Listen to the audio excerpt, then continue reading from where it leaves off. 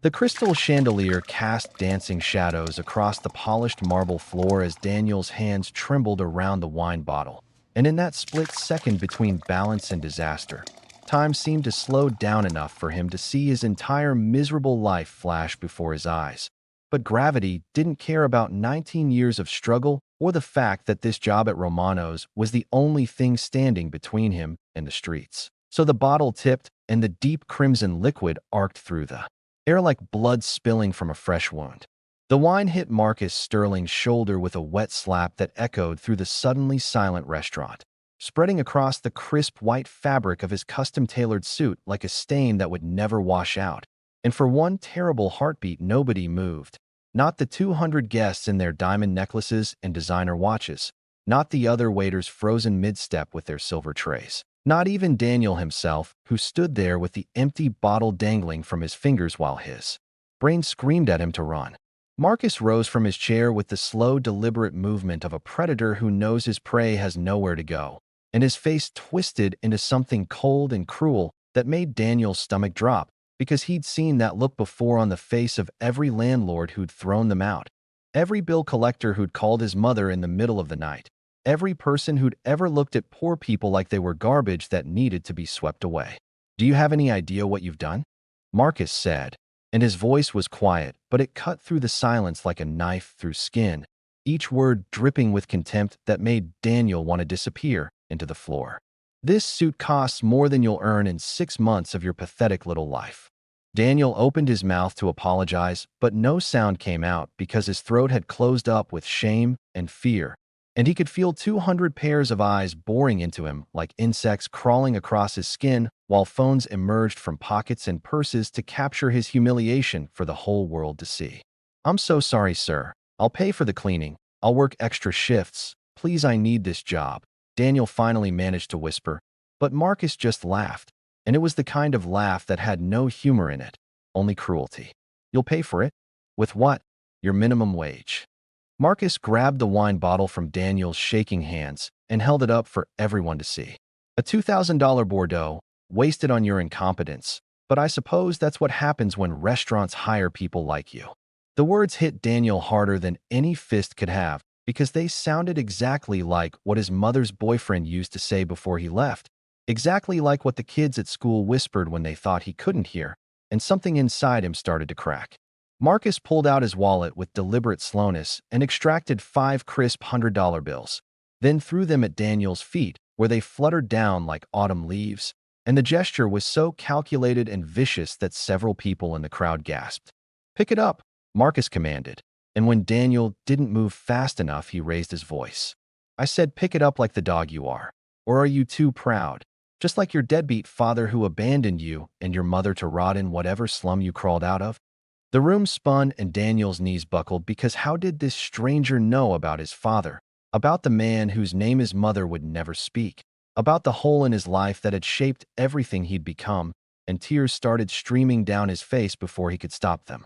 He dropped to his knees and reached for the money with shaking hands while phones clicked and recorded and turned his worst moment into entertainment for strangers.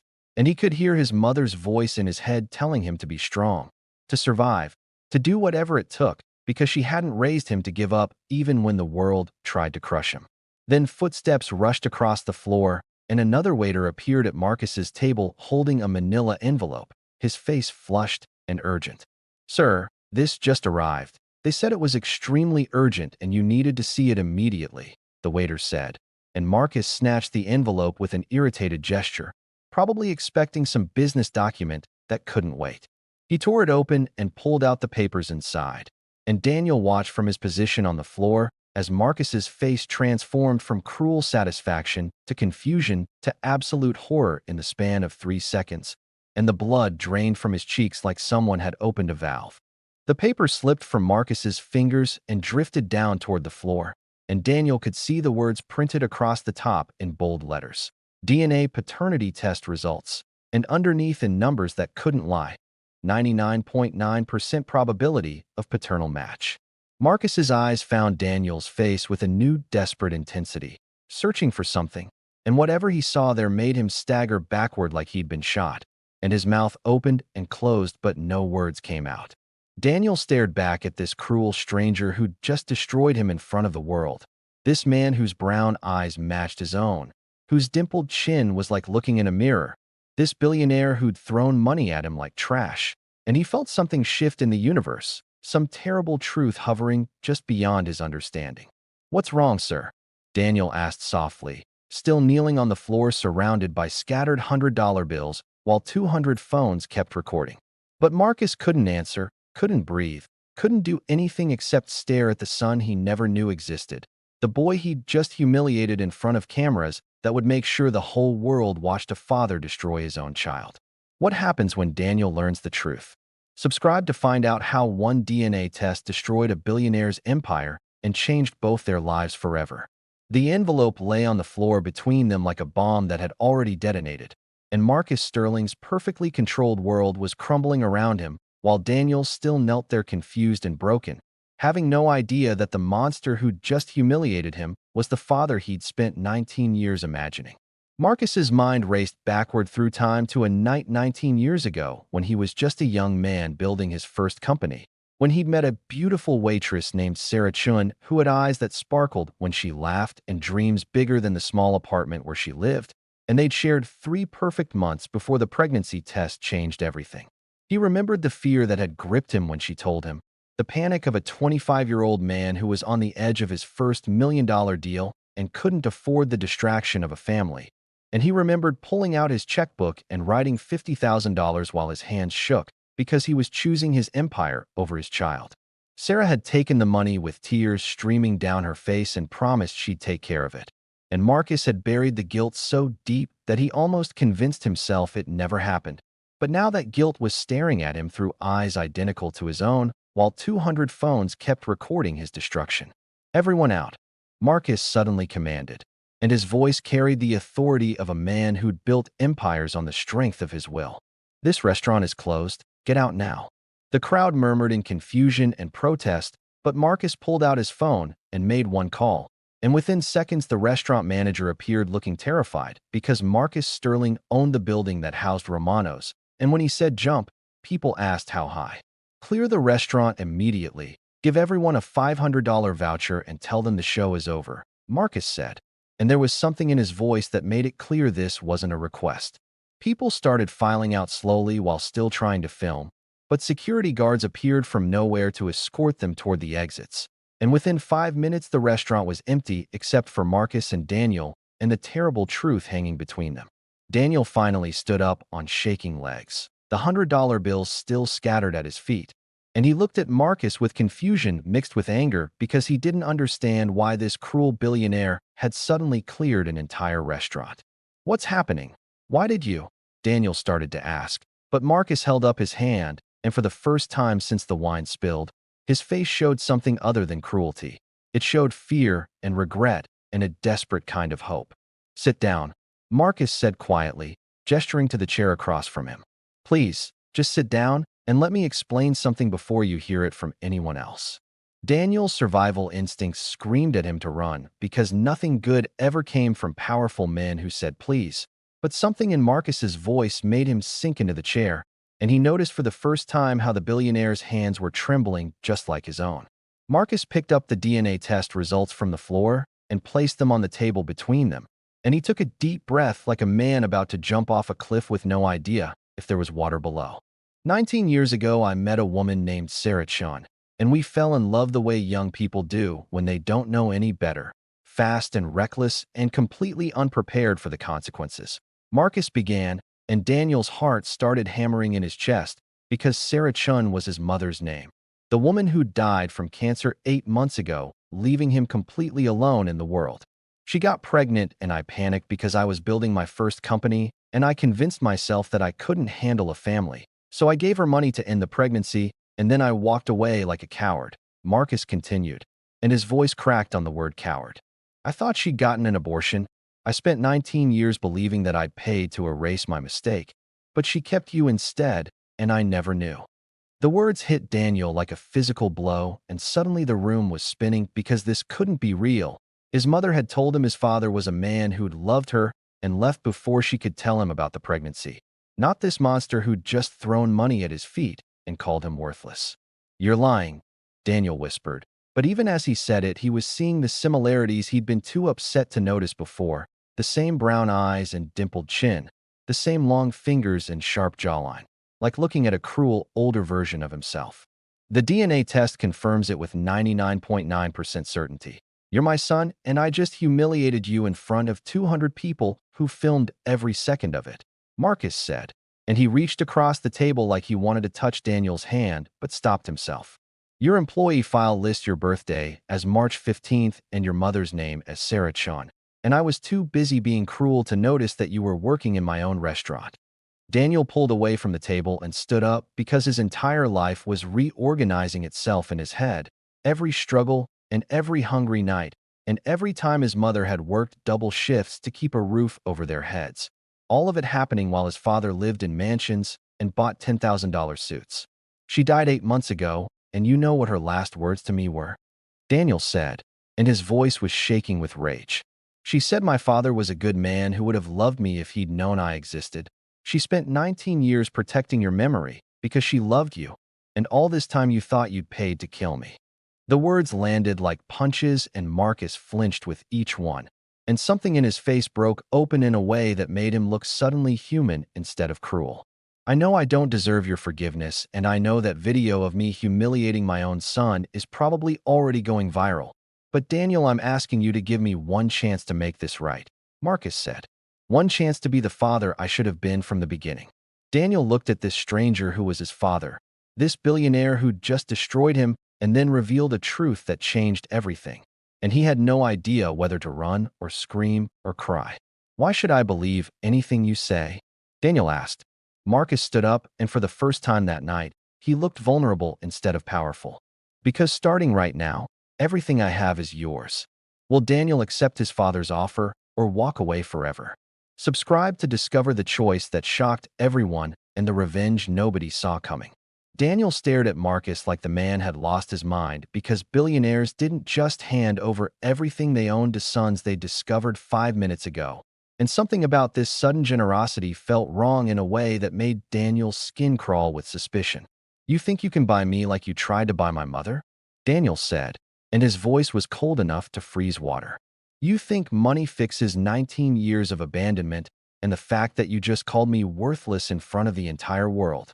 Marcus opened his mouth to respond, but before he could speak, the restaurant's back door burst open and a woman rushed in wearing a black dress that probably cost more than Daniel's entire wardrobe, her perfectly styled hair slightly disheveled and her face twisted with panic that didn't quite reach her calculating eyes.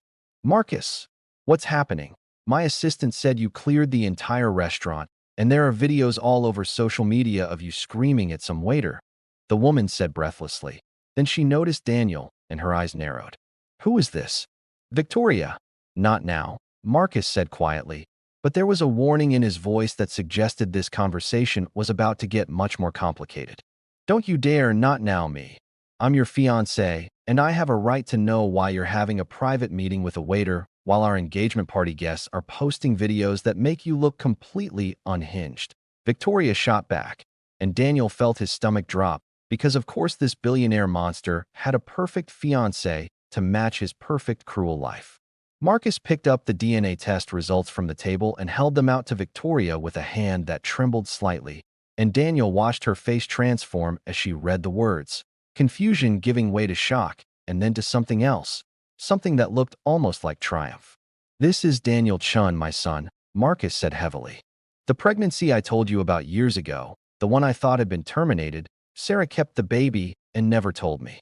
Victoria's perfectly painted lips curved into a smile that didn't match the sympathy in her voice, and Daniel's instincts started screaming warnings because he'd seen smiles like that before on social workers who pretended to care right before they crushed your hopes. Oh, Marcus, this is wonderful news. You've been given a second chance with your son, Victoria said warmly, and she walked over to Daniel with her hand extended. I'm Victoria Ashford, and I'm so sorry for everything you've been through, but I promise we're going to make things right. Daniel shook her hand reluctantly because her grip was too firm and her eyes were too calculating, and he noticed how her gaze flickered over his cheap waiter's uniform and scuffed shoes like she was cataloging every sign of his poverty. We should bring him home tonight. Get him settled in one of the guest rooms. Maybe take him shopping tomorrow for some proper clothes. Victoria continued, and her tone was sweet like poisoned honey. After all, he's part of the Sterling family now, and we can't have him looking like. Like what? Like the poor bastard his father tried to abort. Daniel interrupted sharply, and Victoria's smile faltered for just a second before reassembling itself. Marcus stepped between them with his hands raised like a referee, and Daniel could see the conflict warring across his face, the desire to fix everything battling with the reality that some things couldn't be fixed with money or good intentions. Daniel has every right to be angry, and we need to take this slowly instead of overwhelming him, Marcus said carefully. Then he turned to Victoria. Could you give us a few more minutes alone, please? Victoria's jaw tightened almost imperceptibly, but she nodded graciously. And as she walked toward the exit, she pulled out her phone, and Daniel caught a glimpse of her screen where she was typing something urgent to someone, her thumbs flying across the keyboard with practiced speed. The moment the door closed behind her, Marcus sank back into his chair and rubbed his face with both hands. And suddenly he looked older than his 44 years, worn down by guilt and fear and the weight of consequences he'd spent 19 years avoiding. Victoria means well, but she can be intense, and I know this is all happening too fast, Marcus said tiredly. You don't have to decide anything tonight. You don't have to forgive me or accept anything from me. I just need you to understand that I'm not trying to buy you. Then what are you trying to do? Daniel asked, and despite his anger, he found himself sitting back down because his legs were shaking from exhaustion and emotional overload. Marcus looked at him with eyes that held genuine pain mixed with something desperate and pleading, and for the first time Daniel saw past the cruel billionaire mask to the broken man underneath. I'm trying to save you from the mistakes I made, from the life I chose when I picked money over love, Marcus said quietly. Your mother raised you alone and died alone while I lived in luxury, and now those videos are going viral showing me humiliating my own son, and maybe I deserve to lose everything, but you don't deserve to be caught in the blast. Daniel wanted to stay angry because anger was safe and familiar, but something in Marcus's words resonated with the loneliness he'd felt since his mother died, the terrible isolation of being 19 and completely alone in a world that didn't care if you lived or died. What do you mean caught in the blast? Daniel asked slowly, and he noticed how Marcus's expression shifted to something guarded. Before Marcus could answer, his phone buzzed with an incoming call, and his face went pale when he saw the caller ID, and he answered with a shaking hand. What do you mean the board called an emergency meeting? Marcus said into the phone, and Daniel watched the blood drain from his face. They can't remove me as CEO. I own 51% of the company's shares. There was a long pause while Marcus listened to whoever was on the other end, and his expression shifted from disbelief to horror to a cold fury that made the air in the room feel dangerous. Check the trust documents immediately and call my lawyer, Marcus commanded. Then he ended the call and looked at Daniel with eyes that held a terrible realization. What's wrong? Daniel asked, and part of him hated that he cared. Marcus laughed bitterly, and the sound had no humor in it, only the sharp edge of betrayal cutting through shock. I just remembered something Victoria made me sign 6 months ago, a family trust that would protect my assets if anything happened to me, Marcus said slowly. And the trust specifically states that if I ever have any biological children, 50% of my shares transfer to them immediately upon DNA confirmation. The implications hit Daniel like a freight train because suddenly Victoria's triumph made sense, her eagerness to bring him home, and her urgent text message right after seeing the DNA results. She knew, Daniel whispered. She knew about the DNA test before you did. Marcus's face confirmed the terrible truth before his words did. Victoria's family owns the DNA testing company, and I just handed her everything she needed to take my empire. The restaurant felt like a tomb where secrets came to die, and Marcus stood there staring at his phone like it was a weapon someone had just used to stab him in the back, while Daniel's mind raced through everything that had happened in the last 20 minutes, and suddenly it all made terrible perfect sense. Victoria hadn't rushed to the restaurant because she was worried about Marcus. She'd come to see her plan unfold in real time, to watch the DNA results destroy the man she'd been pretending to love, while positioning herself to steal everything he'd built. And the scariest part was how perfectly she'd played her role with those concerned eyes and that sympathetic smile. How long have you known about me? Daniel asked, and his voice was steady even though his hands were shaking, because if Victoria knew about him, then this whole night had been orchestrated like a stage play with him as the unwitting star.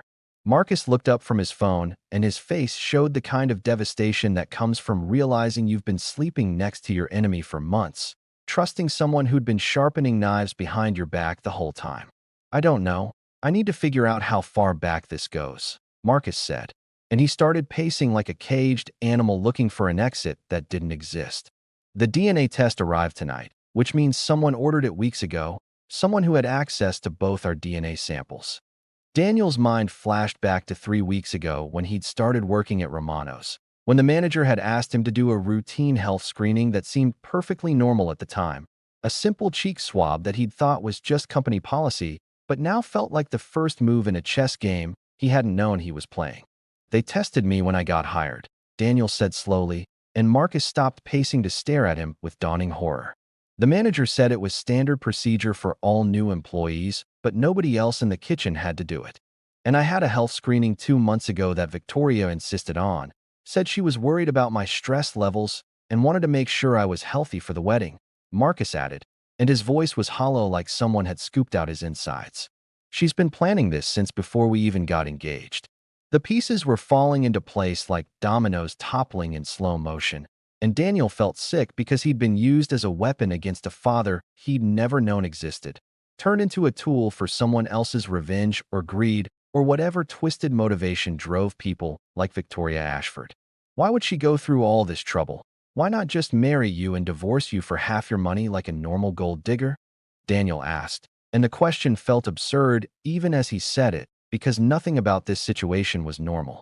Marcus walked to the window and stared out at the city lights stretching toward the horizon like scattered diamonds. And when he spoke, his voice carried the weight of someone who'd finally understood how completely he'd been fooled. Because divorce takes time and lawyers and prenuptial agreements that I made sure were ironclad. But if I have a biological child, then the family trust one sign transfers 50% of my controlling shares immediately with no legal recourse, Marcus explained bitterly. Victoria doesn't want half my money through divorce. She wants total control of my company, and she's using you to get it. The words hung in the air like smoke from a fire that was just starting to burn, and Daniel realized that he held power he'd never asked for and didn't want, the power to destroy or save the father who'd abandoned him, and the weight of that responsibility felt crushing. What happens if I refuse to claim the inheritance? What if I just walk away and pretend tonight never happened? Daniel asked, even though part of him already knew the answer. Marcus turned from the window, and his face showed something that looked almost like hope mixed with resignation, like a man who knew he was drowning but still appreciated someone offering to throw him a rope even if it was too late. The trust activates automatically upon DNA confirmation regardless of whether you claim it or not. The lawyers will contact you within 48 hours, and you'll own half my company whether you want it or not, Marcus said. But Victoria doesn't know that you know about her plan, and that's the only advantage we have right now. Daniel's brain was working overtime trying to process everything because 12 hours ago his biggest worry was making rent on his tiny apartment, and now he was supposedly half-owner of a multi-billion-dollar empire, caught in the middle of a conspiracy that had been designed to destroy the father he'd just met. We need to figure out who else is involved because Victoria couldn't have done this alone, Marcus continued, and he pulled out his phone again with trembling fingers. She needed someone inside my company to forge my signature on the trust documents, someone in HR to arrange your hiring at the exact right time, maybe even someone on my board who's ready to vote me out the moment the transfer goes through. Before Daniel could respond, the restaurant's front door opened, and Victoria walked back in with her phone pressed to her ear, and the way she smiled when she saw them both still sitting there made Daniel's blood run cold, because it was the smile of a predator who'd just cornered her prey. I have wonderful news, Victoria announced cheerfully as she ended her call. I just spoke with my family's attorney, and he's agreed to help navigate this complicated situation. Make sure Daniel gets everything he's legally entitled to as Marcus's heir.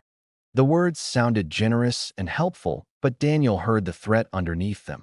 The subtle message that Victoria's team was already moving to secure their victory, while Marcus was still reeling from the revelation.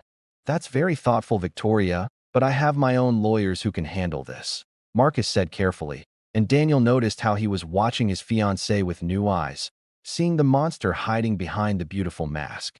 Of course, darling, I just want to help because this must be so overwhelming for Daniel, Victoria said sweetly, and she walked over to place a manicured hand on Daniel's shoulder in a gesture that felt more like a claim of ownership than comfort.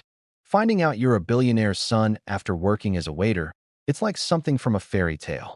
Daniel resisted the urge to shake off her hand because his instincts were screaming that Victoria was more dangerous than she looked, that behind those perfectly applied smile lines was someone who'd orchestrated this entire nightmare with surgical precision. How did you know to come to the restaurant tonight? Daniel heard himself ask, and Victoria's hand tightened almost imperceptibly on his shoulder. Marcus's assistant called me when the incident happened, said there was some trouble and I should come right away, Victoria replied smoothly, but her eyes flickered with something sharp and warning. Why do you ask? Just curious how fast news travels in your world, Daniel said quietly. But inside his mind was racing, because if Victoria's assistant had called her then, that meant someone on Marcus's staff was feeding her information, another piece of the conspiracy clicking into place. Marcus was watching this exchange with dawning understanding, and Daniel could see him cataloging every detail and storing it away for later analysis. The brilliant business mind that had built an empire now turning its focus toward survival. I think we should all go home and get some rest. Tomorrow we can sit down with lawyers and figure out the best way forward, Victoria suggested, and her tone made it clear this wasn't really a suggestion. Daniel, you'll stay with us, of course. We have plenty of room and you shouldn't be alone during such an emotional time. The offer sounded caring, but Daniel heard the real message. Victoria wanted him close where she could control the narrative and make sure he didn't do anything to disrupt her carefully laid plans. And suddenly he understood that he was standing at a crossroads that would determine not just his future, but his father's survival. Actually, I have work tomorrow morning, and I need to go home and process everything that happened tonight, Daniel said, and he stood up to face Victoria directly. But thank you for the offer. Victoria's smile tightened, and for just a second Daniel saw pure calculation flash across her face before the mask of concern slid back into place. And he knew that he'd just made an enemy of someone who played games he didn't understand. Of course, I understand completely, Victoria said graciously.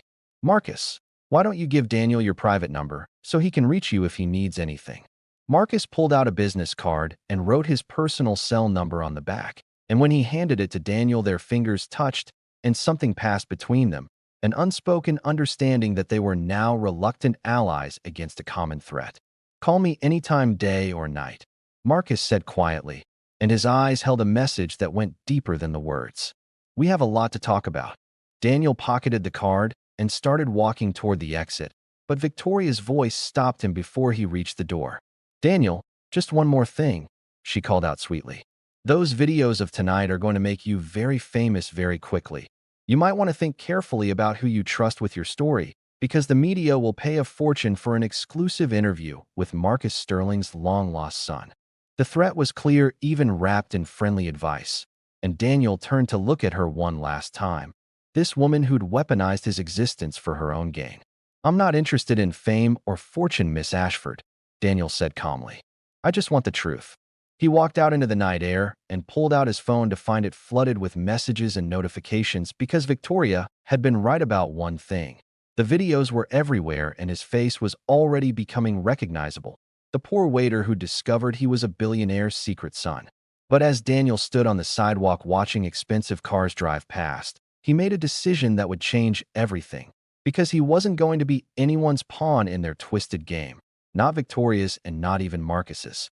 He was going to find out the truth about why his mother never told him about Marcus, and what really happened 19 years ago when money bought silence. And if Victoria Ashford thought she could control him, she was about to learn that the biggest mistake predators make is underestimating their prey.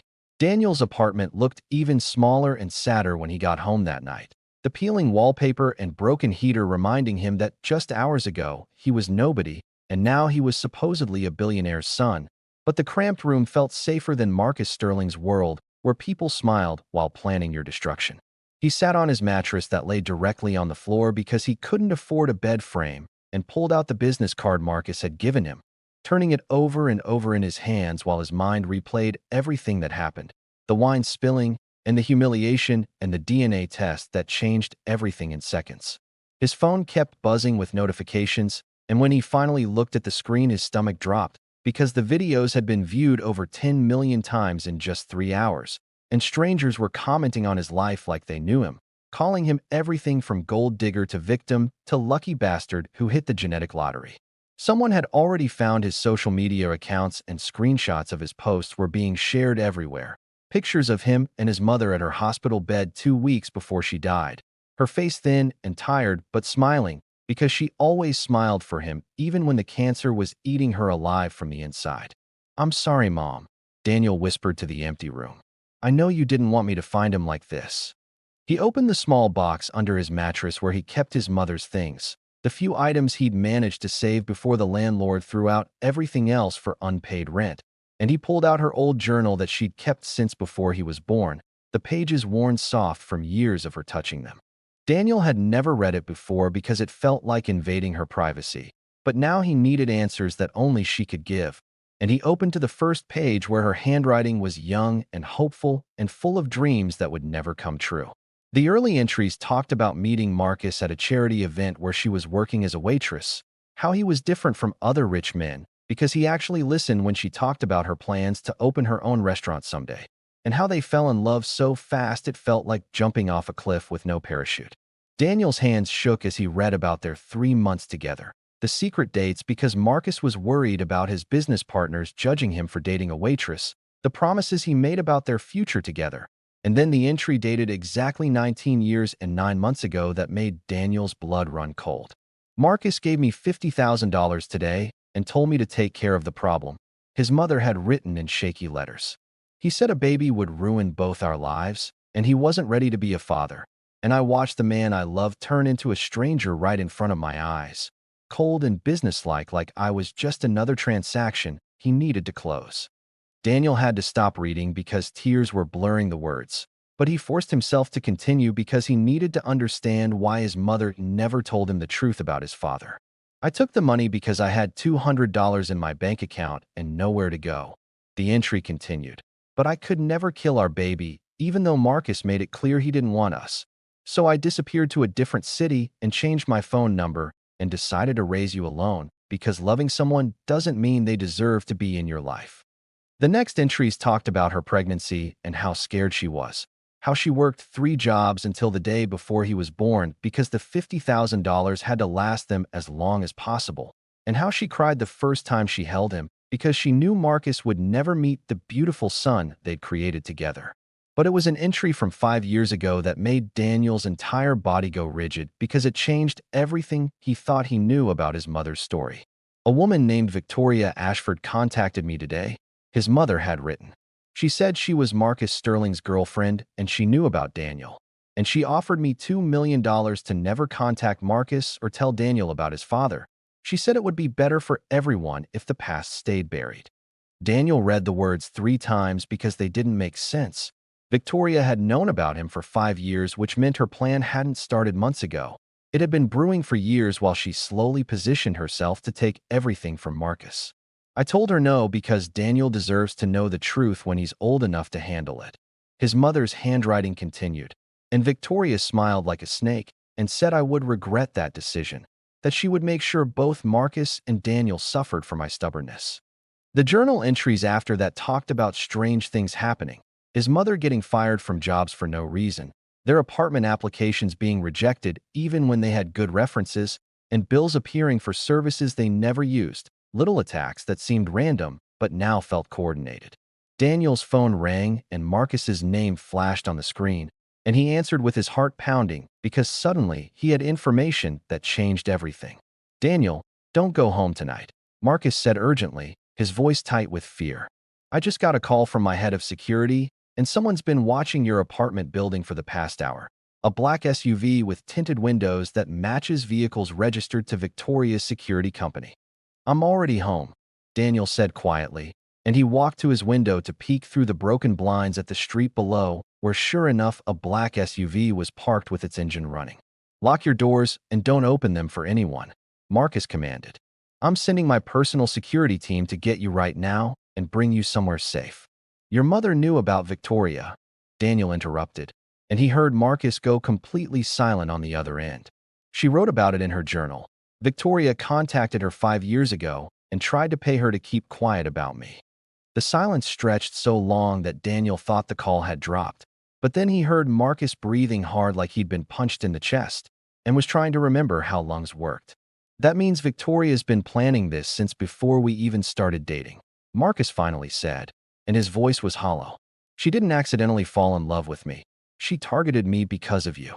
Daniel watched the SUV below and suddenly understood that Victoria wasn't just trying to steal Marcus's company. She was trying to destroy him completely by using the son he'd abandoned as the weapon, and she'd been patient enough to spend 5 years setting up the perfect trap. Why would she hate you this much? What did you do to her? Daniel asked, because this kind of elaborate revenge required something more than simple greed. Marcus was quiet for a long moment, and when he spoke his voice carried the weight of old sins coming back to haunt him. 10 years ago, I bought out Victoria's father's company and destroyed him in the process. He lost everything and killed himself 6 months later, Marcus said heavily. I never connected Victoria Ashford to Richard Ashford because she'd changed her name after his death, but now I realize she's been waiting a decade to make me pay. The pieces finally clicked into place, and Daniel understood that he was caught in a revenge plot that started before he was even born, that Victoria had weaponized his existence to destroy the man who destroyed her father, and now they were all trapped in a game that somebody had to lose. Your security team needs to hurry, Daniel said quietly, because the SUV below had turned off its engine and 2 large men were getting out. They're 5 minutes away, just stay inside and, Marcus started to say, but Daniel's apartment door suddenly shook with heavy pounding that made the cheap lock rattle. Daniel Chen, open up, we need to talk to you about your safety. A deep voice called from the hallway, and it sounded official and authoritative, but something about it made Daniel's survival instincts scream danger. They're already here, Daniel whispered into the phone, and he looked around his tiny apartment for another exit, but there was only the window that led to a fire escape 3 stories above concrete. Don't open that door, Marcus said urgently. Those aren't police, and they're not there to protect you. Victoria wants you under her control before my lawyers can secure your rights to the inheritance. The pounding got louder and more insistent, and Daniel heard the lock starting to give way because it was cheap hardware that couldn't withstand serious force, and he realized he had maybe 30 seconds before strangers burst into his home. What do I do? Daniel asked, and he hated how young and scared his voice sounded. You run, Marcus said, and you trust me to catch you. Will Daniel escape Victoria's trap or become her prisoner? Subscribe to discover the dangerous choice that will force father and son to finally trust each other, and the secret that will turn the tables on everyone. Daniel grabbed his mother's journal and shoved it into his jacket pocket as the apartment door splintered under another heavy blow, and he ran to the window knowing that 3 stories was high enough to kill him if he fell, but staying meant becoming Victoria's prisoner, and at least jumping gave him a choice in how he died. The fire escape was rusty and groaned under his weight as he climbed over the windowsill, and below him Marcus's voice was still coming through the phone pressed against his ear, telling him to hold on just 2 more minutes. But 2 minutes felt like forever when men were breaking down your door. Which way do I go? Daniel asked breathlessly as he started climbing down the metal ladder, and his hands were slipping on the cold, wet rungs because it had rained earlier and everything was slick with moisture that made each step feel like sliding toward death. Head east toward the main street. My team is coming from that direction in a silver Mercedes, Marcus instructed, and Daniel could hear him talking to someone else in the background, coordinating the rescue like a military operation. Daniel's apartment door crashed open just as he reached the second-floor landing, and he looked up to see one of the men leaning out his window and pointing down at him. And the way the man spoke into his radio made it clear that Daniel was now officially being hunted. He jumped the last 6 feet to the alley ground and felt his ankle twist painfully when he landed, but adrenaline kept him moving as he limped toward the street, and behind him, he could hear heavy footsteps clanging on the fire escape as the men followed him down. The alley opened onto a busy street full of late-night traffic and people walking home from bars, and Daniel pushed through the crowd looking desperately for a silver Mercedes. But all he saw were taxis and delivery trucks, and the black SUV that had been watching his building now pulling around the corner to cut off his escape. I don't see your car, Daniel said into the phone, and his voice was ragged with pain and fear because his ankle was screaming and the men from his apartment were reaching the ground behind him. Cross the street and go into the 24-hour convenience store. They won't try anything with witnesses around, Marcus commanded, and Daniel could hear the fear underneath his controlled tone because they both knew Victoria's people were getting bolder. Daniel dodged between cars and ignored the honking horns as he ran across 4 lanes of traffic, and he burst through the convenience store door so hard that the bell above it flew off and clattered across the floor, and the clerk behind the counter looked up startled from his phone. "Call the police. Someone's chasing me," Daniel gasped out, but the clerk just stared at him like he was crazy or drunk, and Daniel realized how he must look with his torn waiter uniform and wild eyes and the desperation rolling off him in waves. The 2 men from his apartment appeared outside the store window, and they weren't even trying to hide anymore as they pushed through the door, and one of them pulled out a badge that looked official enough to make the clerk nod and step back. "Daniel Chen, we're private security hired by your father Marcus Sterling to protect you from media harassment," the larger man said smoothly, and his smile was practiced and professional. "Mr. Sterling sent us to bring you somewhere safe until this situation calms down." The words sounded reasonable and the badge looked real, and Daniel could see the clerk relaxing because people always trusted men in suits with official-looking identification. But Daniel had spent 19 years on the streets learning to recognize predators no matter how they dressed themselves. "If my father sent you, then tell me what his middle name is," Daniel said. And he kept the convenience store counter between himself and the men because at least it gave him a few feet of distance. The larger man's smile faltered for just a second, and that tiny hesitation told Daniel everything he needed to know before the man lunged across the counter with hands reaching for Daniel's jacket. Daniel threw a display of energy drinks at the man's face and ran deeper into the store, knocking over racks of chips and magazines to create obstacles. And behind him, he heard the clerk shouting and then going silent in a way that made Daniel's blood run cold because it meant these men weren't worried about witnesses anymore.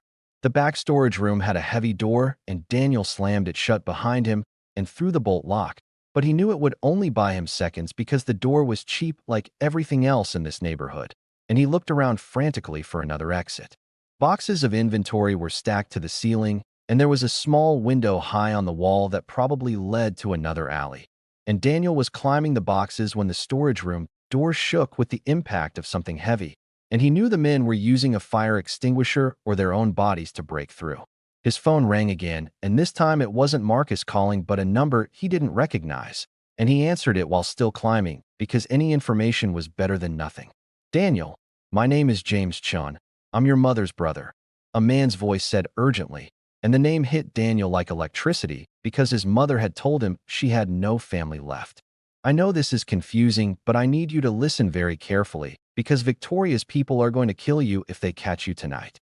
The storage door splintered and Daniel could see hands reaching through the gap to unlock it from the inside, and he pushed harder against the boxes beneath him, trying to reach the window that suddenly seemed impossibly far away. "My mother said her family disowned her when she got pregnant," Daniel gasped out, and part of his brain was screaming that this could be another trap, while another part was desperately hoping it was real. "We did, and I've regretted it every day since," James said, and his voice cracked with emotion that sounded genuine. "But your mother sent me her journal 3 months before she died, told me that if anything happened to her I needed to protect you from Victoria Ashford, and I've been watching you ever since trying to figure out the right time to make contact." The storage door burst open completely, and the 2 men rushed in, and Daniel finally reached the window and smashed it with his elbow, and glass cut into his arm, but he didn't care because he was pulling himself through the opening while hands grabbed at his legs. "Where are you right now?" James asked urgently, and Daniel could hear the sound of an engine in the background like James was already driving somewhere. "I don't know. Some alley behind a convenience store on Roosevelt Street," Daniel said, and he kicked backward hard and felt his shoe connect with someone's face, and the hands loosened enough for him to pull free and tumble through the window on a hard concrete below. He landed badly and felt something in his ribs crack, and the pain was so sharp it stole his breath, but he forced himself to stand because the men would be coming through that window in seconds, and stopping meant dying.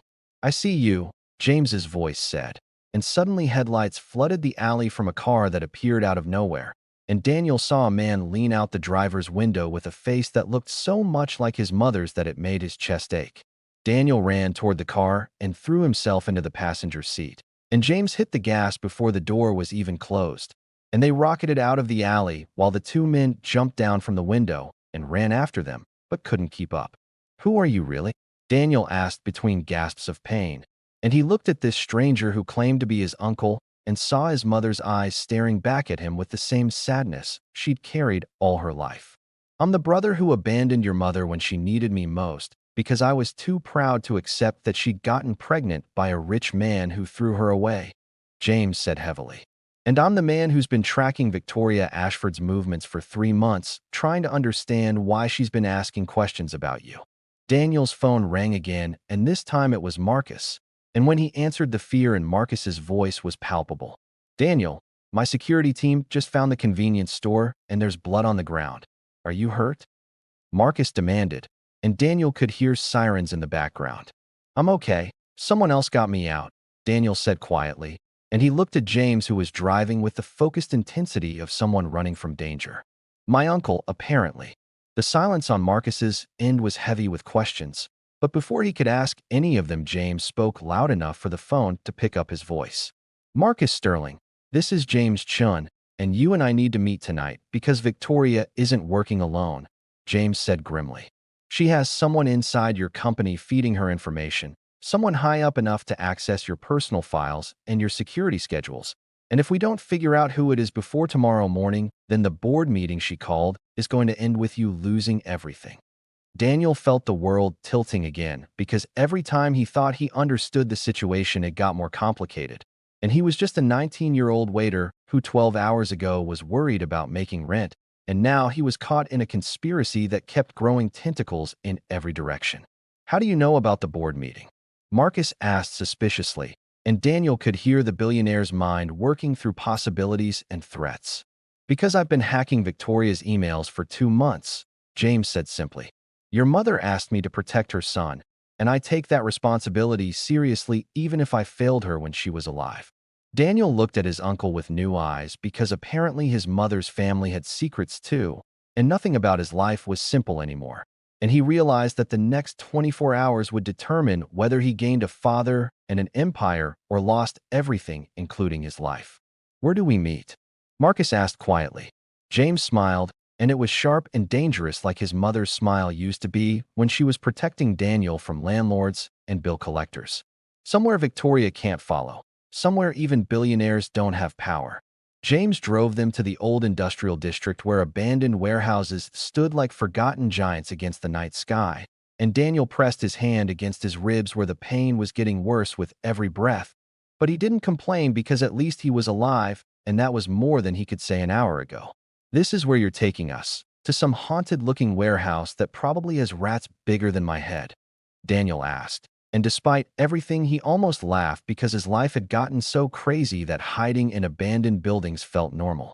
"This warehouse belongs to a network of people who help others disappear when powerful enemies come hunting," James explained as he parked behind a rusted dumpster. "Your mother and I lived here for 3 months after our parents threw us out, back when we were kids with nowhere else to go."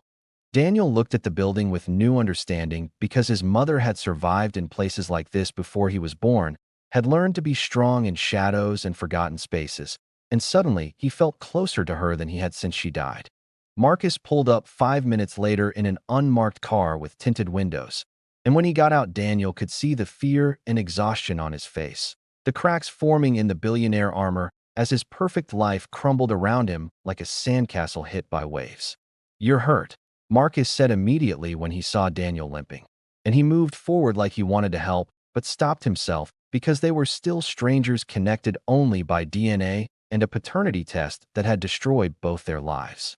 "I'll survive. I've had worse," Daniel said quietly. And it was true because he'd broken bones before when he was younger and his mother couldn't afford doctors, so he'd learned to tape himself together and keep moving. James led them into the warehouse through a side door that looked locked but opened easily when he knocked 3 times. And inside, the space was bigger than Daniel expected, with old furniture scattered around and camping lanterns providing dim light that made everything look like a dream or a nightmare. We have maybe 4 hours before Victoria figures out where we are, James said as he pulled out a laptop and several folders stuffed with papers. So we need to work fast, and we need to be smart, because she's always 3 steps ahead, and the only reason we're still breathing is because she wants Daniel alive to sign over his shares. Marcus sat down heavily on a dusty couch, and for the first time since Daniel met him, the billionaire looked almost human, vulnerable, and scared like any father who'd just discovered he had a son and immediately put that son in danger. I need to understand how deep this conspiracy goes, Marcus said, and his voice was steady, but Daniel could hear the fear underneath. James, you said someone inside my company is working with Victoria. Do you know who it is? James opened his laptop and pulled up emails that made Marcus's face go pale, and Daniel moved closer to read over their shoulders, even though the corporate language was hard to follow with words like fiduciary duty and stock options that might as well have been a foreign language. Your chief financial officer, Robert Chen, has been feeding Victoria information for 6 months, James said, and he pulled up bank records showing wire transfers of $200,000 to an offshore account. He's also the one who convinced you to sign the family trust documents by telling you it was standard estate planning. Marcus stood up so fast the couch scraped backward, and his hands were shaking with rage that made the air feel dangerous. Robert has been with me for 8 years. He was at my wedding, and he's godfather to my sister's kids, Marcus said, and his voice cracked on the word godfather. Why would he betray me like this?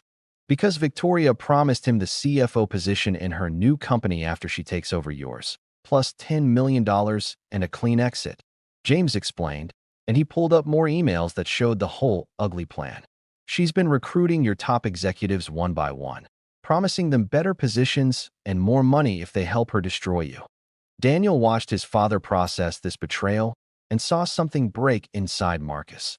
The final illusion that money and power protected you from being hurt by people you trusted, and he felt an unexpected sympathy for this man who'd abandoned him because they were both learning the same lesson about trust and betrayal. How many others are working with her?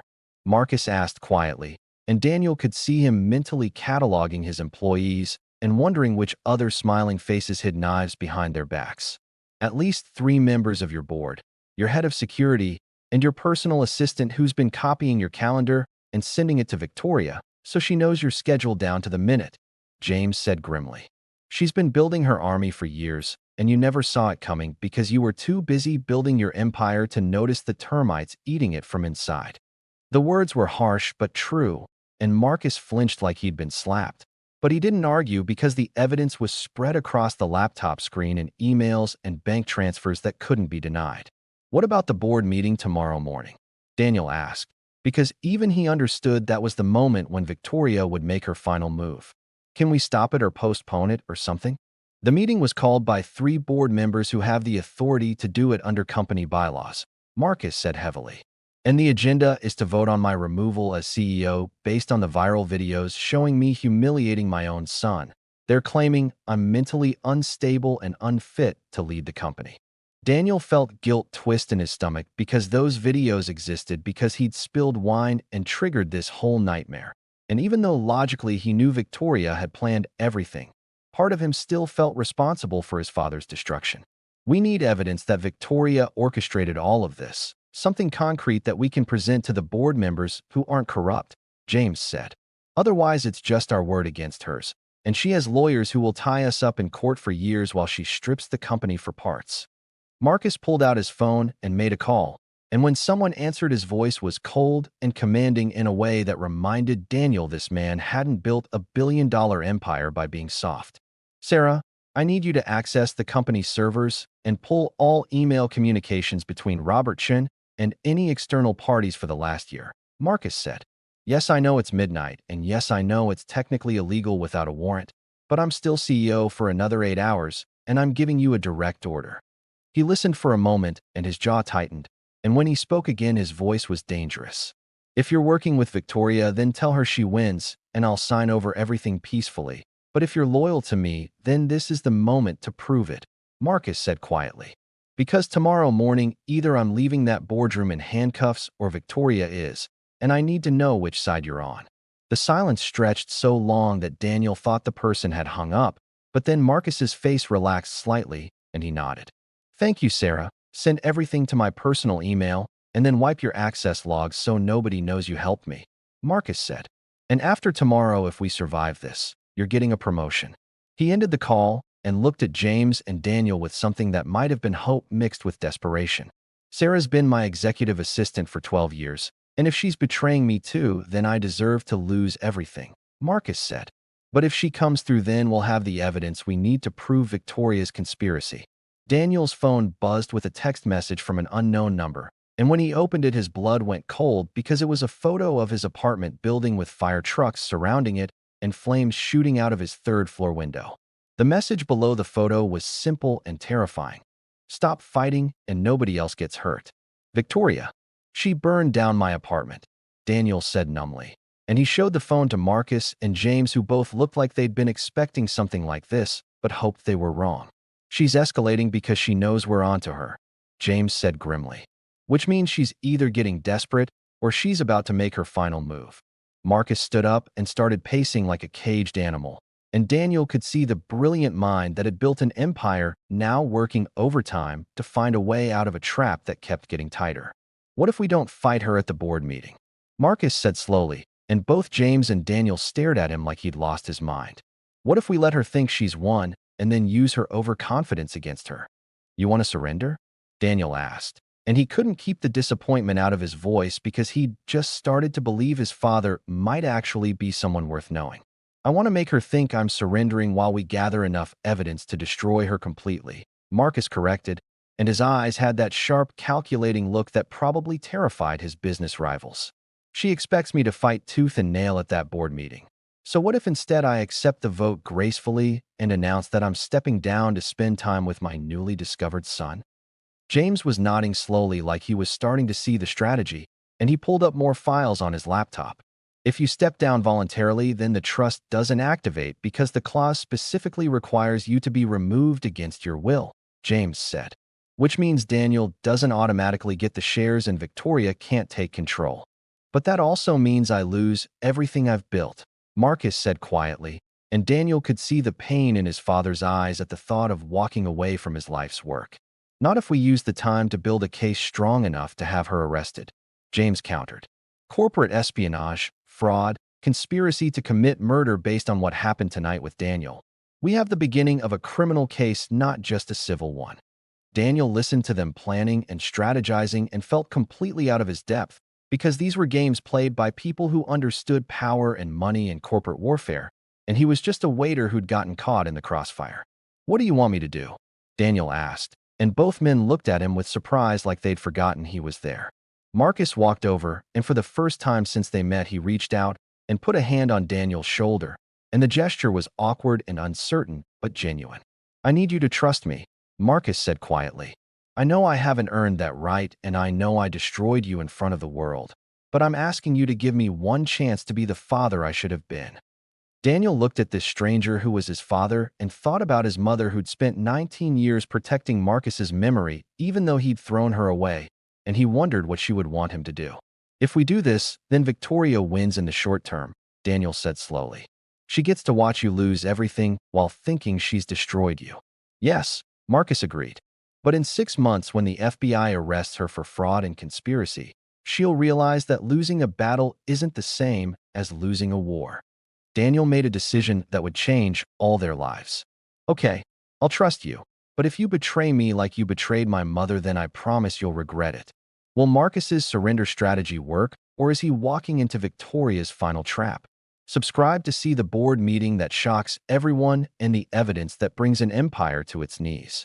The morning sun came up over the city like it was just another day, but Daniel sat in the back of Marcus's car wearing a suit that cost more than 3 months of his waiter's salary and feeling like he was dressed up for his own funeral, because in a way he was about to watch his father die professionally, even if it was part of some bigger plan. Stop fidgeting with the tie. You look fine, James said from the driver's seat, and Daniel could see his uncle's eyes constantly checking the mirrors for any sign they were being followed.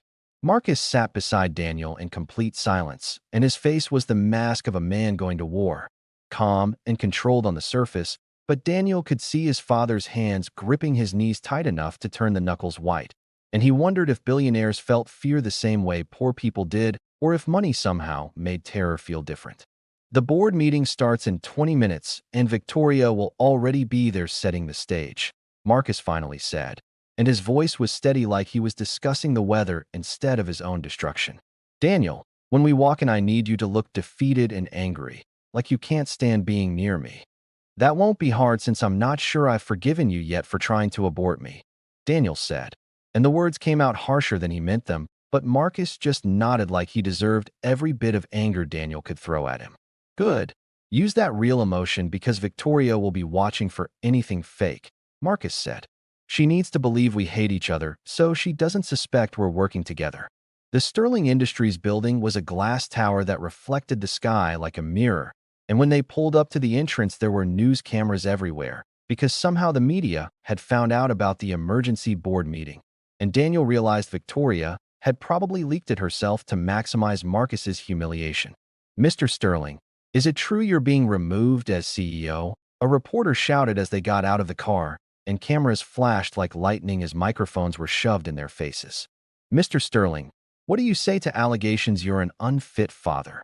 Another voice called out, and Daniel felt his face burn with shame because this circus was partially his fault. Marcus ignored them all and walked toward the entrance with his head high. But Daniel noticed his father's hand trembling slightly when he reached for the door, and that small sign of weakness made Marcus seem more human than all his billions ever could. The elevator ride to the top floor was silent except for the mechanical hum of cables pulling them up, and Daniel watched the numbers climb and felt like he was rising toward some terrible judgment that would determine all their futures. Victoria was waiting in the boardroom when they arrived, and she looked perfect in a black dress that probably cost more than Daniel's burned-down apartment. Her hair pulled back in a style that was both professional and predatory, and when she smiled at them, it was the smile of a hunter who'd finally cornered her prey. Marcus, Daniel, I'm so glad you could make it, Victoria said warmly, and she walked over to kiss Marcus on the cheek like they were still engaged and happy. I know this is difficult, but it's for the best. The company needs stable leadership during this transition. Of course, Victoria, I understand completely, Marcus said, and his voice was resigned and defeated in a way that made Daniel almost believe his father had actually given up. I just want to apologize to the board for my behavior and make this as smooth as possible. Daniel watched Victoria's eyes flicker with surprise and then satisfaction, and he could see her mentally checking off boxes on whatever plan she'd made, believing that Marcus was broken and ready to surrender without a fight. The board members filed in one by one, and Daniel recognized some faces from news articles about Sterling Industries, powerful men and women who controlled millions of dollars and made decisions that affected thousands of lives, and he felt completely out of place in his borrowed suit sitting at this table of giants. Robert Chen came in last, the CFO who'd betrayed Marcus, and when his eyes met Daniel's, there was something guilty and defensive in his expression, like a dog who knew he'd done something wrong but was hoping nobody noticed. Let's begin, said an older woman with silver hair who Daniel learned was Catherine Wells, the board chairwoman. We're here to discuss the leadership crisis at Sterling Industries following the viral videos of CEO Marcus Sterling engaged in what can only be described as abusive behavior toward a restaurant employee who turned out to be his biological son. The words hung in the air like accusations, and Daniel felt everyone's eyes turn toward him, judging and measuring and trying to figure out what kind of person he was. Before we vote, I'd like to say something, Marcus said, and he stood up slowly like a man carrying a heavy weight. What I did to Daniel was unforgivable, and I take full responsibility for my actions. I let my anger control me, and I humiliated my own son without knowing who he was. And that makes it even worse because it shows I'm capable of cruelty toward anyone I perceive as beneath me. Daniel had to stop himself from reacting because Marcus's confession sounded so genuine, so full of shame and regret, and he wondered how much of it was acting and how much was real emotion finally breaking through. I've spent 20 years building this company into what it is today, but I've also spent 20 years becoming someone I don't recognize in the mirror, Marcus continued, and his voice cracked slightly. Someone who values money over people and power over compassion, and my treatment of Daniel is proof that I'm no longer fit to lead.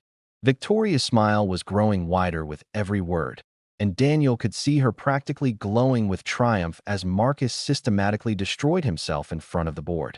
Therefore, I'm asking the board to accept my resignation as CEO effective immediately, Marcus said quietly. I want to step down voluntarily and spend time getting to know my son and trying to become the father I should have been 19 years ago. The room erupted in whispers and shocked expressions, and Catherine Wells looked genuinely surprised because clearly she'd expected Marcus to fight. Marcus, are you certain about this? Catherine asked carefully. Once you resign, we can't reverse the decision, and the board will need to appoint new leadership immediately. I'm certain, Marcus said, and he looked at Daniel with eyes that held real pain mixed with something else, something that might have been hope. Some things are more important than business. Victoria stood up quickly like she was afraid Marcus might change his mind, and she smoothed her dress with hands that trembled slightly with excitement. I think we should vote immediately to accept Marcus's resignation and then discuss interim leadership, Victoria said smoothly. And I'd like to nominate myself as interim CEO, given my extensive business background and my personal relationship with Marcus, which gives me unique insight into the company culture. Daniel watched the board members exchange glances, and he could see which ones were with Victoria by how quickly they nodded, and which ones were loyal to Marcus by how uncomfortable they looked. All in favor of accepting Marcus Sterling's resignation. Catherine called, and 7 hands went up out of 12 board members, just enough for a majority. Marcus sat down heavily, and Daniel had to remind himself this was part of the plan, that losing this battle was somehow supposed to help them win the war, but watching his father stripped of his company still felt like watching someone die. Now for the position of interim CEO, all in favor of Victoria Ashford, Catherine said, and the same 7 hands went up, but this time Daniel noticed Robert Chen hesitating before raising his hand, and there was something guilty and scared in his expression. Victoria's smile was radiant and terrible as she stood to shake Catherine's hand, and Daniel could see years of planning and revenge finally paying off in this moment of her victory. Thank you all for your trust. I promise to lead Sterling Industries into a new era of growth and stability, Victoria said, and she looked directly at Marcus with eyes that held pure triumph. And Marcus, I hope you find the peace you're looking for with your son. The words sounded kind, but Daniel heard the mockery underneath them. The message that Victoria had won completely and Marcus was nothing now except a failed father and a destroyed billionaire. Marcus stood up to leave and gestured for Daniel to follow, but before they reached the door, Catherine's voice stopped them. Actually, there's one more matter we need to discuss, Catherine said, and she pulled out a folder that made Victoria's smile falter slightly. I received some interesting documents this morning from an anonymous source, emails and bank records that suggest serious financial irregularities within the company. Daniel felt his heart start racing because this wasn't part of the plan they'd discussed, and he looked at Marcus, who seemed just as surprised as everyone else. What kind of irregularities? Victoria asked, and her voice was still controlled, but Daniel could hear the edge of panic creeping in. Emails between our CFO Robert Chen and external parties discussing the sale of proprietary company information, Catherine said calmly, and she started reading from the documents. Wire transfers totaling $2 million to offshore accounts linked to corporate espionage, and communications about a coordinated effort to destabilize company leadership. Robert Chen's face went white, and he stood up so fast his chair fell backward, and Daniel could see the man calculating whether to run or deny or try to explain. That's completely false. Someone is obviously trying to frame me, Robert protested, but his voice was shaking and unconvincing. The emails came from your company account, and the wire transfers originated from your personal banking credentials, Catherine continued relentlessly. And several of these communications were with Victoria Ashford's personal email address, discussing payment for services rendered. Victoria's perfect mask cracked, and Daniel saw real fear flash across her face before she rebuilt her composure. But it was too late because everyone in the room had seen it. This is obviously a desperate attempt by Marcus to discredit me after losing his position, Victoria said coldly. He's fabricated evidence to make himself look like a victim instead of taking responsibility for his failures. Except I didn't send these documents, Marcus said quietly, and he looked as confused as Victoria, which meant someone else was playing a game nobody understood yet. Catherine, where did you get that folder? It was delivered to my home at 6 this morning by courier with a note that said the truth about Sterling Industries needed to be exposed before the board meeting, Catherine explained, along with additional evidence that suggests this conspiracy goes beyond just Robert Chen and Victoria Ashford. She pulled out more papers and spread them across the table, and Daniel moved closer to see photographs of the 3 board members who'd voted with Victoria meeting at a restaurant, bank statements showing payments to all of them, and emails discussing how to split up Sterling Industries' assets after Victoria took control. "This is a coup," Catherine said, and her voice was hard as steel. "A coordinated effort to remove Marcus Sterling and steal his company, and I'm calling for an immediate investigation by both internal security and federal authorities." Victoria stood frozen like a statue, and Daniel could see her mind racing through options and finding no good exits. And he realized his father had been just as surprised by this evidence, which meant someone else had been working in the shadows helping them. The boardroom door opened and 2 men in dark suits walked in with FBI badges, and Daniel's stomach dropped because this had just become real in a way that made corporate conspiracies look like children's games. "Victoria Ashford and Robert Chen, you're both under arrest for corporate espionage, fraud, and conspiracy," one of the FBI agents said, and he pulled out handcuffs that clicked around Victoria's wrists with a sound like prison doors closing. Victoria's eyes found Marcus, and for the first time since Daniel met her, she looked vulnerable and human, and when she spoke her voice was raw with hatred. "You think you've won, but you have no idea what you've done," Victoria hissed. "My father killed himself because of you, and even from prison, I'll make sure you pay for that. Your father killed himself because he made illegal decisions that destroyed his own company," Marcus said quietly. "I bought his business fairly, and if he couldn't handle failure, that's tragic, but not my fault." Victoria lunged toward Marcus, but the FBI agents held her back, and as they dragged her toward the door, she was screaming threats that echoed down the hallway. Daniel stood in the sudden silence of the boardroom and tried to process everything that had just happened, and he looked at his father, who seemed just as shocked as everyone else. "Marcus, it appears these accusations against you were manufactured," Catherine said slowly. "The board would like to rescind your resignation and reinstate you as CEO immediately if you're willing." Marcus looked at the board members and then at Daniel, and something passed between them, an understanding that money and power were complicated gifts that could destroy as easily as they could save. "I need 24 hours to think about it," Marcus said finally, "because my son and I have a lot to discuss about what kind of future we want." The penthouse apartment Marcus owned looked like something from a movie, with floor-to-ceiling windows showing the whole city spread out below like a blanket of lights. And Daniel stood there with a glass of water in his hand because he still couldn't believe 24 hours ago he was sleeping on a mattress on the floor, and now he was standing in a place that probably cost more than most people earned in their entire lives. "You can sit down, you're not going to break anything," Marcus said with a small smile. And he was sitting on the leather couch looking more relaxed than Daniel had ever seen him, like having his company back and his enemy arrested had lifted a weight he'd been carrying for years. "I'm still processing the fact that Victoria got arrested and you got your job back, and somehow we're both alive," Daniel admitted. And he finally sat down, but perched on the edge like he might need to run at any moment. James walked in from the kitchen carrying 3 beers and handed them out, and when Daniel raised his eyebrows, his uncle just shrugged. "You survived a murder attempt and helped take down a corporate conspiracy. I think you've earned the right to drink legally or not," James said with a grin that reminded Daniel so much of his mother it made his chest ache. "I still don't understand who sent that evidence to Catherine," Daniel said, because that mystery had been bothering him all day. "If it wasn't you, Marcus, and it wasn't James, then who else knew about Victoria's plan?" Marcus and James exchanged a look that made Daniel suspicious. And then his father pulled out his phone and made a video call that connected to show a woman with kind eyes and graying hair sitting in what looked like a hospital room. "Daniel, I'd like you to meet Sarah Kim, your mother's best friend from 20 years ago," Marcus said quietly, and Daniel's heart started pounding because he recognized that name from his mother's journal. "Hello, Daniel. Your mother talked about you constantly, and I promised her before she died that I'd watch over you," Sarah said warmly through the screen. "When I heard about the DNA test results going public, I knew Victoria was making her move, so I contacted some friends in the FBI who owed me favors, and we started building a case." "You've been investigating Victoria this whole time?"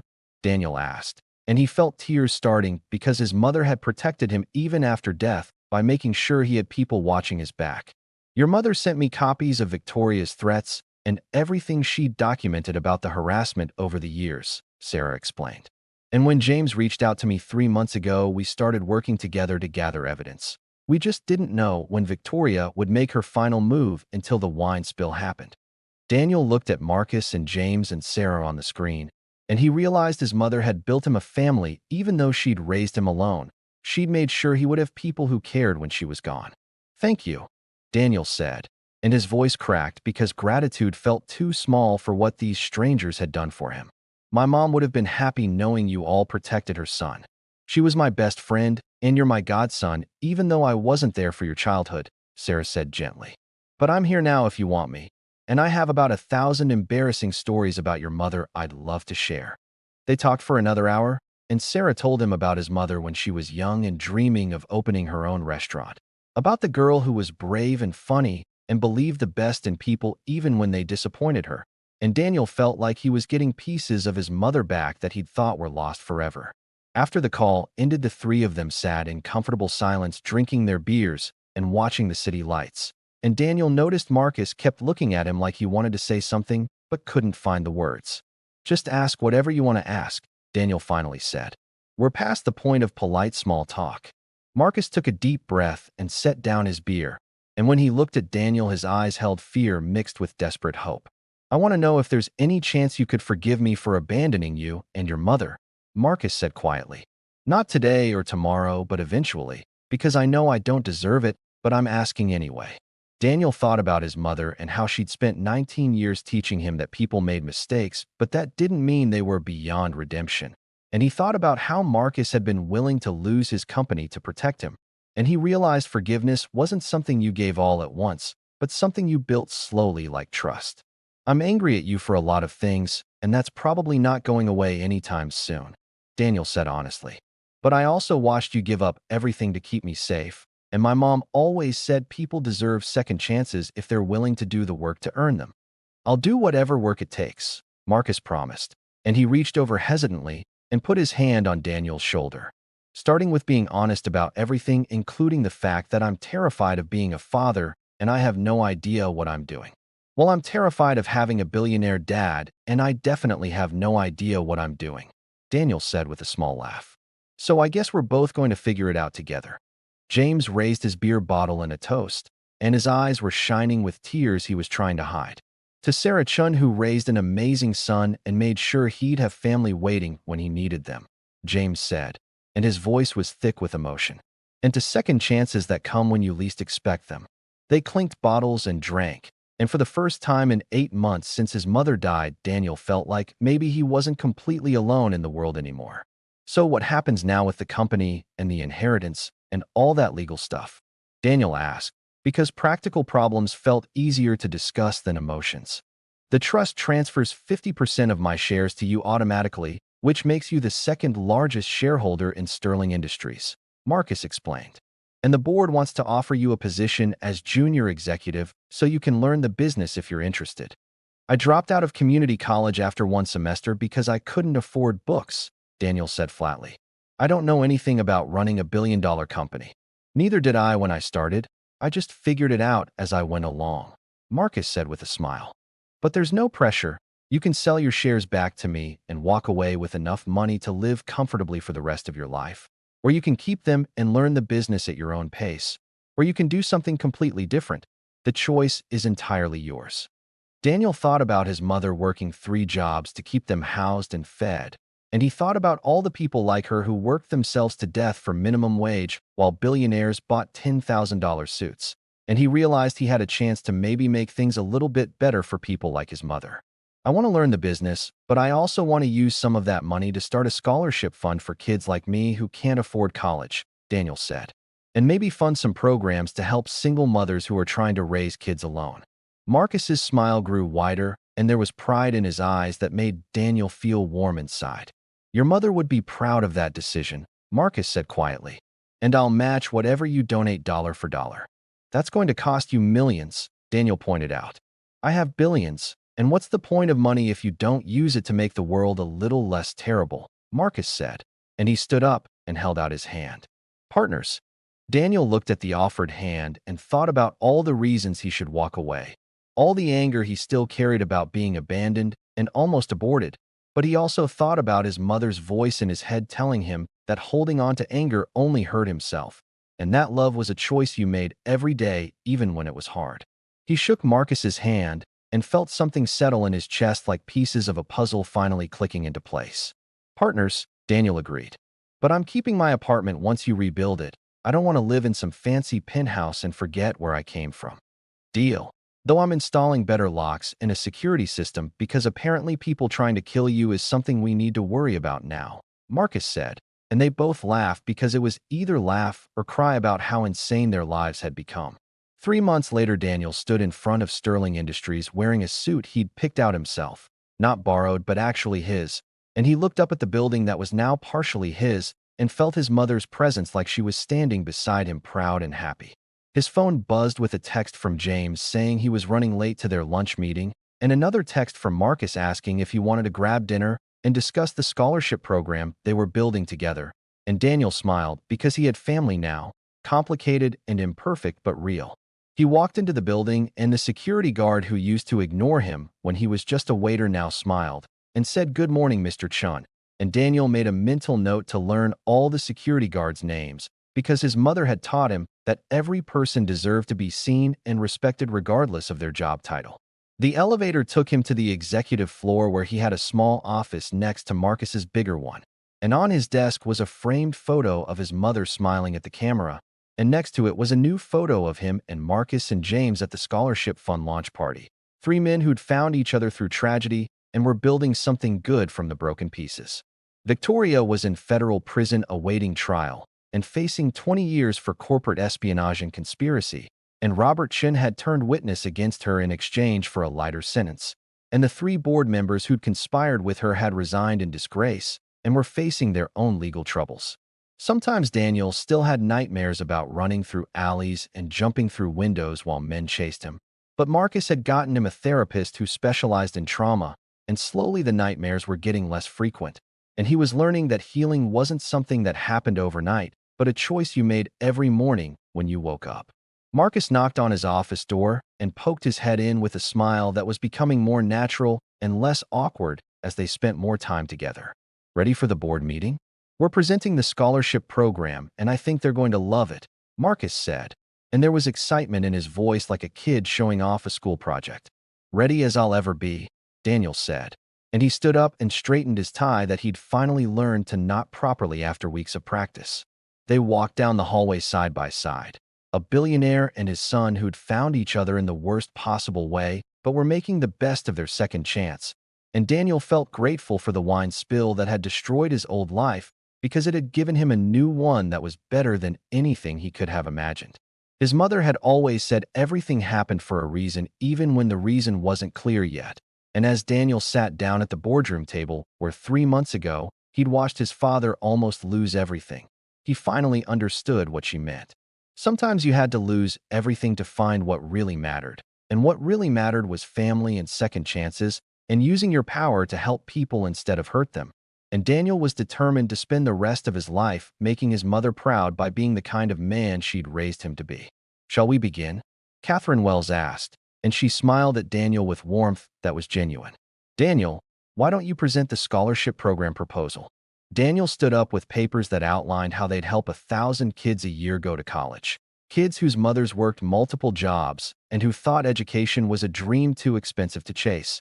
And as he started talking, he saw his mother smile in his mind and heard her voice telling him she loved him and she'd always known he was destined for something special.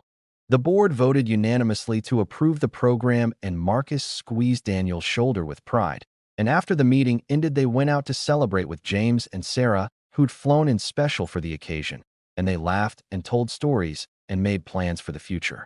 Daniel's phone rang with a call from a number he didn't recognize, and when he answered, a young voice said she was calling about the scholarship application, and could someone please help her because her mother was sick and she couldn't afford tuition, but she really wanted to be a doctor.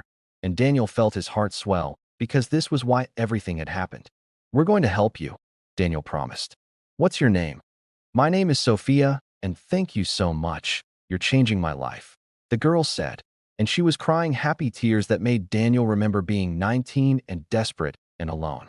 Someone changed my life too, Daniel said gently. And now it's my turn to pay it forward. He ended the call and looked at his father, who was watching him with eyes full of love and regret and hope. And Daniel realized they were both broken people trying to fix each other. And maybe that was what family really meant. Choosing to love someone despite their flaws and building something beautiful from the wreckage of past mistakes. The sun set over the city, painting the sky in colors of gold and pink, and Daniel stood at the window of his office looking down at the streets where he used to walk as a waiter, wondering if his life would ever get better. And now he knew the answer was yes. Life could get better when you opened your heart to forgiveness and second chances and the possibility that even broken things could be made whole again. Marcus came to stand beside him, and they watched the sunset together in comfortable silence. Father and son, strangers becoming family, two people who'd found each other in the chaos and decided to hold on tight and build something worth keeping. Your mother would be proud of you, Marcus said quietly. She'd be proud of both of us for trying, Daniel replied. And somewhere in heaven or whatever came after, Sarah Chen smiled, knowing her son was happy and safe and loved, and that the family she'd built in secret had finally found each other and chosen to stay. The end. Thank you for following Daniel and Marcus's journey from that fateful wine spill to their happily ever after. Sometimes the worst moments of our lives lead us exactly where we need to be, and family isn't just about blood, but about the people who choose to love you when you need it most. If this story touched your heart, please subscribe for more stories about second chances, forgiveness, and the power of family to heal even the deepest wounds.